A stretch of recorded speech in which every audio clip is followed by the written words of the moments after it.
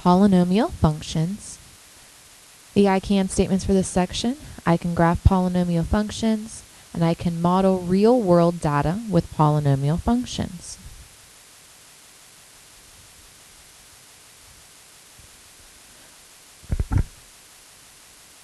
A polynomial function is just a function that is the sum of or differences of monomial functions. It would look like that f of x is equal to a sub n times x to the n, so on and so forth, all the way down to a sub 0. The leading coefficient is the coefficient of the variable with the greatest exponent. So that'll always be whatever your a sub n is. If n is your largest exponent, then the number that's in front of that variable will be your leading coefficient. The degree of the function is the value of the greatest variable exponent. So if our largest exponent is a 3, the degree of our function would be 3.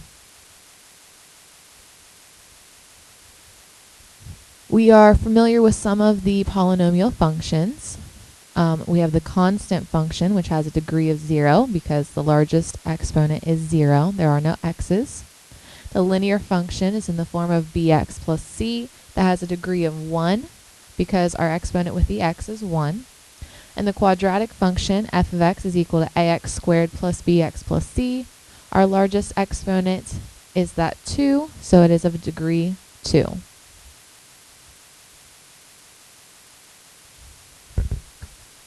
We need to deal with even and odd functions. If you're graphing a function that is of an even degree, so 2, 4, 6, 8, all of those, it's just going to resemble the graph of f of x is equal to x squared. If you are graphing an odd degree function, so this is a function that has an odd exponent, so 3, 5, 7, 9, then it's going to resemble the graph of x cubed.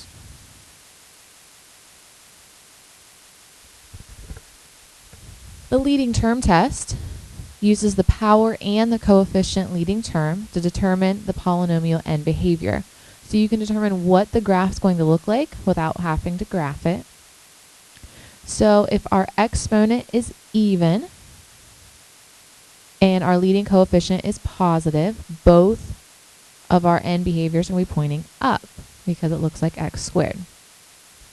If that exponent is even, but our leading coefficient is negative, remember putting a negative in front is going to flip it across the x-axis, so it'll be facing down, so both of our end behaviors will be negative infinity.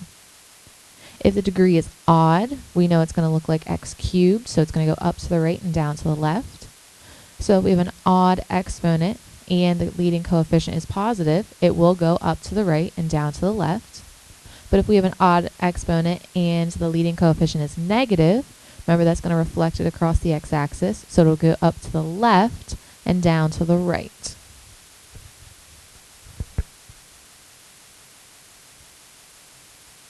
So we need to describe the end behaviors of the graph, and we need to explain using our leading term test. So our n value, that's our largest exponent, is 4. So we know this is going to be even, so we know the two ends are going to go in the same direction. Our leading coefficient is a positive 3.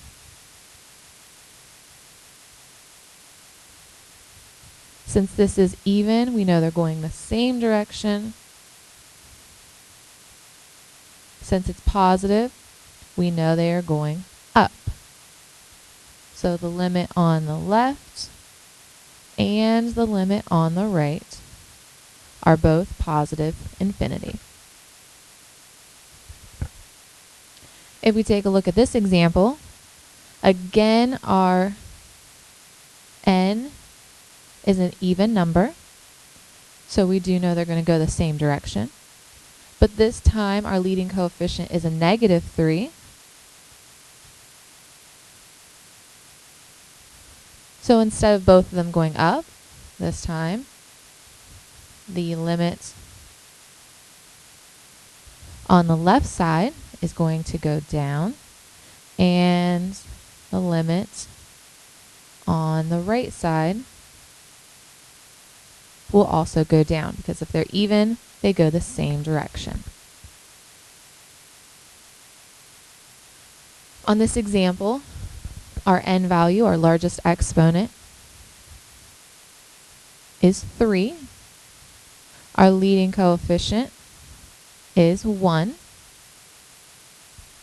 Let's go back for a second to the last one. This one, we did wrong because we did not check to see if it was in ascending order. So the first thing we should have done on this one is put it in correct order. You always do largest exponent to the smallest exponent. So now if we look at this one again, our largest exponent is the 7, so our n is 7, so we know this is odd. Our leading coefficient is a -2, so we know that's negative. If it's odd, we know they're going to go opposite directions. If it's negative, it's going to flip. So we know it is going to go up on the left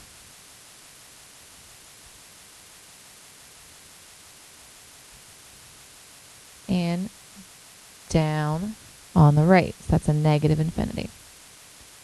Now if we go back and finish this one that we just started, this one is in the correct order. Our n value is 3, so that is odd. A sub n, our leading coefficient, is positive. Since it's odd, we do know they're going to go opposite directions.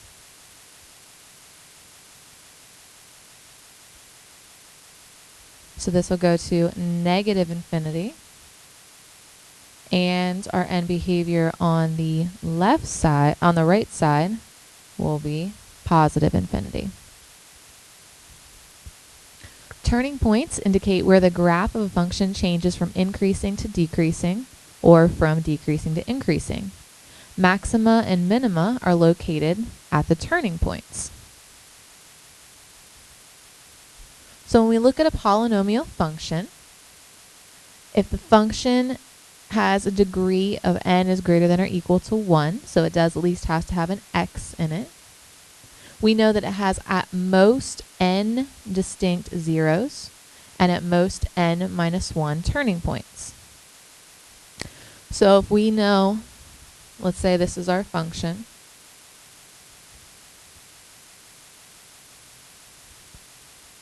n, remember, is your largest exponent. This is larger or equal to 1, so we can use this rule.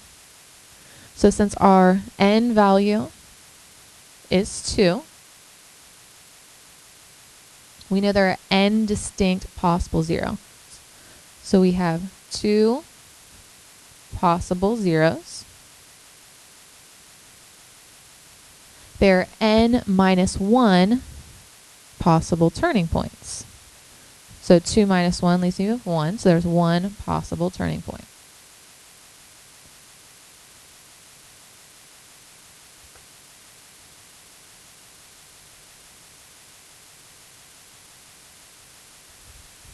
So if we look at this example, we're going to find the number of possible zeros and turning points of the function. Again, make sure it is in the correct order. It needs to be descending order.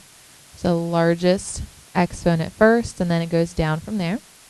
Our largest exponent, or our n value, is 3. So the possible number of zeros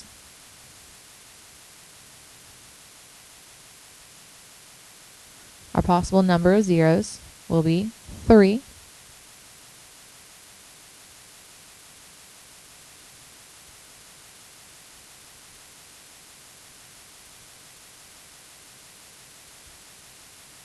The possible number of turning points, remember, is n minus 1, so 3 minus 1 gives us 2. Quadratic form. A polynomial expressed in x that can be written as a times u squared plus b times u plus c for any numbers a, b, and c, where u is some expression of x. So if we have something that's just ax squared plus bx plus c, we know how to factor it, but not all things are written exactly in that form. If we take a look at this example, we have x to the fourth minus 5x squared minus 14. X to the fourth is just x squared squared minus 5 times the quantity of x squared. So if we can get these values to be exactly the same, where we still have a squared for the first one and it's a degree of 1 on the second, then we can replace the stuff on the inside with a different letter, which we usually use as u. So we can rewrite this as u squared minus 5 times u minus 14. We do this because it makes it a lot easier for us to factor. We know how to factor in this form.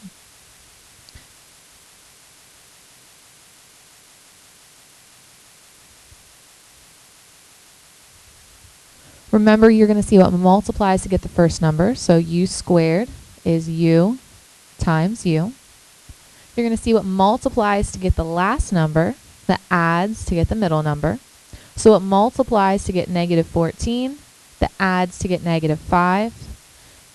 Negative 7 times a positive 2 will give me a negative 14, and negative 7 plus 2 does give me negative 5. So it is factored in this form. Once you get this done, you can then replace back in what our u value is.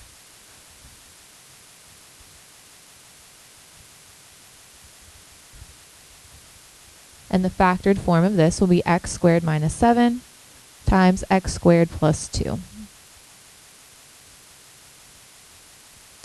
So let's take a look at this example. We're going to state the number of possible zeros and turning points, and then we are going to find the real zeros, and we're going to do that by factoring.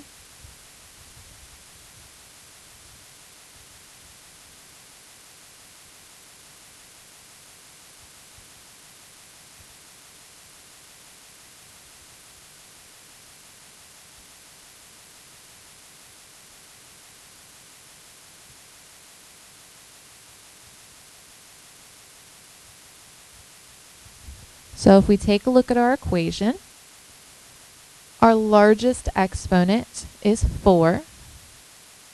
So our n value is 4. So we know the number of possible zeros is 4. The number of possible turning points is n minus 1. So 4 minus 1 gives us 3. Now we actually need to factor this. If you look, we have an x to the fourth and an x squared. We need this to be in the form of x squared and x. So we're going to let u equal x squared, because x to the fourth can be written as x squared squared.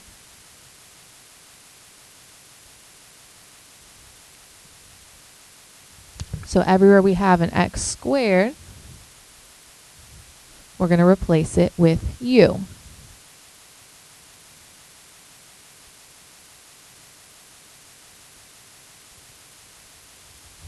Once it's in this form, now we can go ahead and factor. So what multiplies to get u squared is u and u. What multiplies to get negative 4, that will add to get negative 3. Negative 4 times a positive 1 gives me negative 4, and negative 4 plus 1 does give me negative 3. Now we can replace this back in. We can say, instead of u, we can say x squared minus 4 is equal to 0, and x squared plus 1 is equal to 0.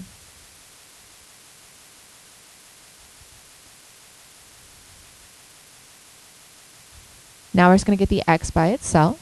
So we're going to say x squared is equal to a positive 4. X squared is going to equal a negative 1. To get the x by itself, we do need to take a square root of both sides.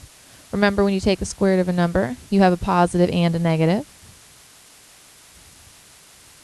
We cannot take the square root of a negative number, so these will cancel. But over here we will have x is equal to plus or minus 2, because the square root of 4 is 2.